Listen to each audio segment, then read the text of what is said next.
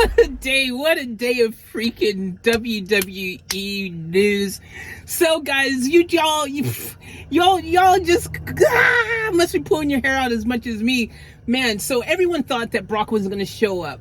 That was what was being told. It was the rumor going around, the whole alleged thing, and he was upset and he walked out and he was like, if Vince is gone, he's gone, and all that kind of stuff.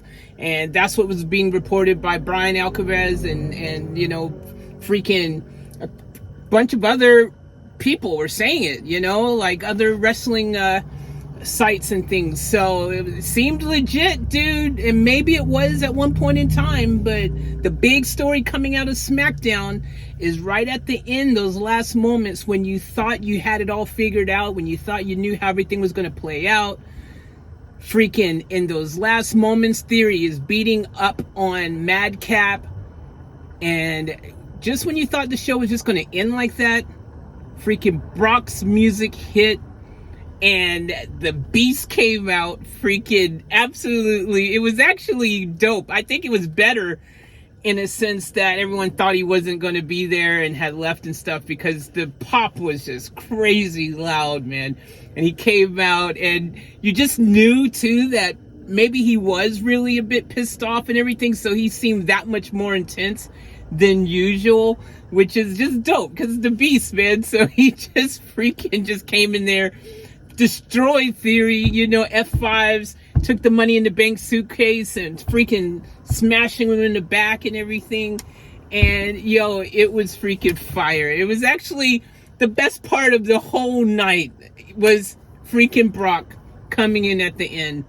You know, that was the most notable thing to happen all night, besides Steph in the early you know, moments of SmackDown, just, you know, basically, you know, just letting everyone know who's the who now. You know, she just had to make her little appearance, and also just to thank you know, get the WWE Universe to thank her dad, and you know, that now that he's retired, that kind of thing. But it was just really, yeah, nothing special happened from it really. You know, it was nice, it was a cool gesture, but you know, I was hoping that after she said that Vince was going to come out and make a final appearance, and you know, that would have been a better way to do it if you ask me. I don't know why the decision was made not to let him come out and just give his last. I mean, he came the last couple weeks, why not just one more time, just to say, you know, see you guys later, man. Like, I would have liked to have seen that.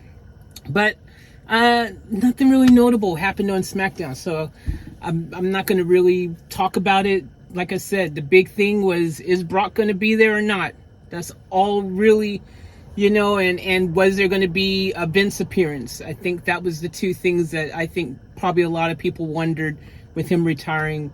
But other than that, no Roman Reigns, you know, there wasn't really, like I said, no memorable, exciting moment to SmackDown to me. Like, I'm not saying it was a bad show, by the way. That's not what I'm saying. I'm just saying it was just SmackDown. It was another SmackDown. You know, if you're a wrestling fan, a WWE fan, you watch SmackDown, you watch Raw, you watch NXT, you watch these things, and not every week is it going to be something super hugely dramatic, especially when SummerSlam is just right around the corner. So should be very interesting. I think Raw this week is going to be pretty good, if you ask me.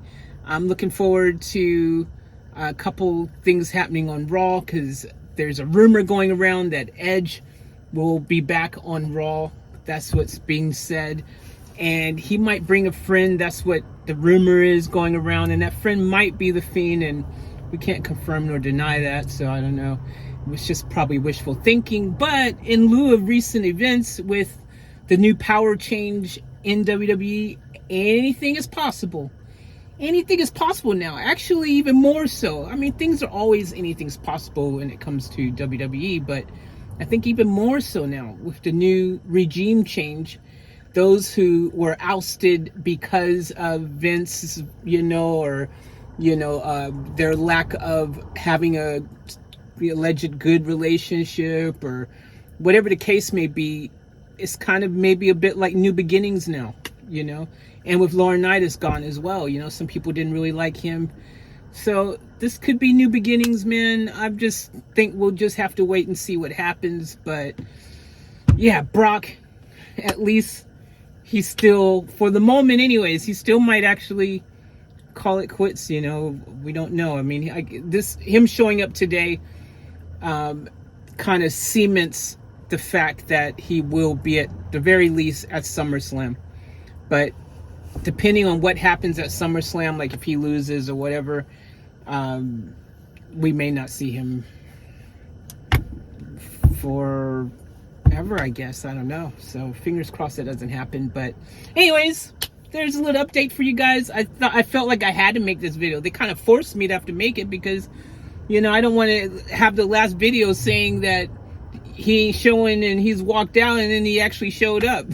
So, all right, guys, thanks for tuning in. I may go live soon, but yeah, y'all got to start freaking give me the thumbs ups and some comments, some support, more views, so I know if I do go live, I ain't gonna be there by myself.